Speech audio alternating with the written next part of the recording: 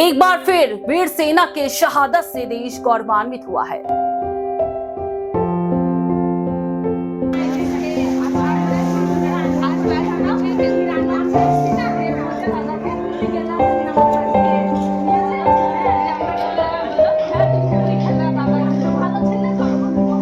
जम्मू कश्मीर के अनंतनाग में आतंकी अभियान के दौरान 2 पैरा कमांडर वीरगति को प्राप्त हुए।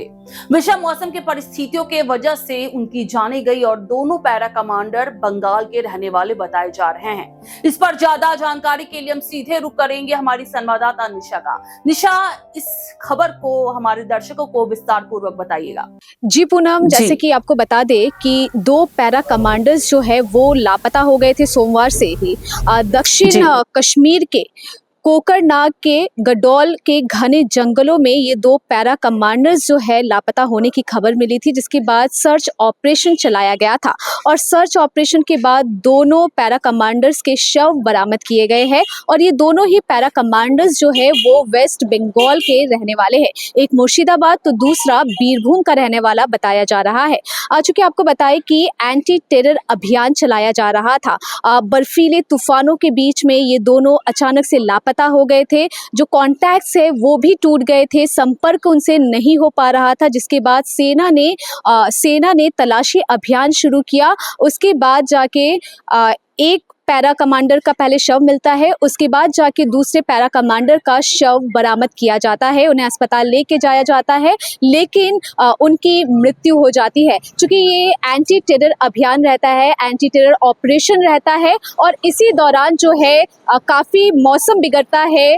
बताया जा रहा है कि बर्फीले तूफानों के बीच और घने जंगलों में ये दोनों पैरा कमांडर्स जो है वेस्ट बंगाल के, ये दोनों ही लापता हो गए थे, लेकिन उनके शव को बरामद कर लिया गया है। जी निशा, मुख्यमंत्री ममता बनर्जी ने भी इस घटना पर अपना दुख प्रकट किया है, उसके बारे में बताइएगा।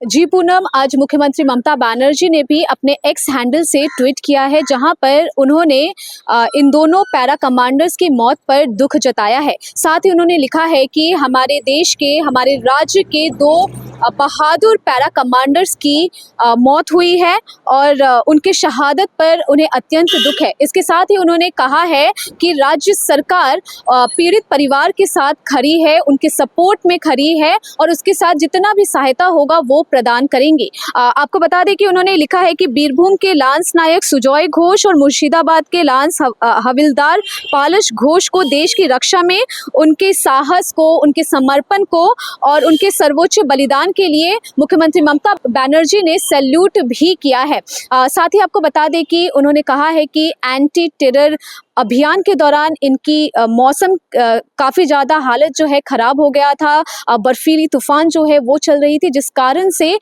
इनकी शहादत हुई है और ये वीरगति को प्राप्त हुए हैं।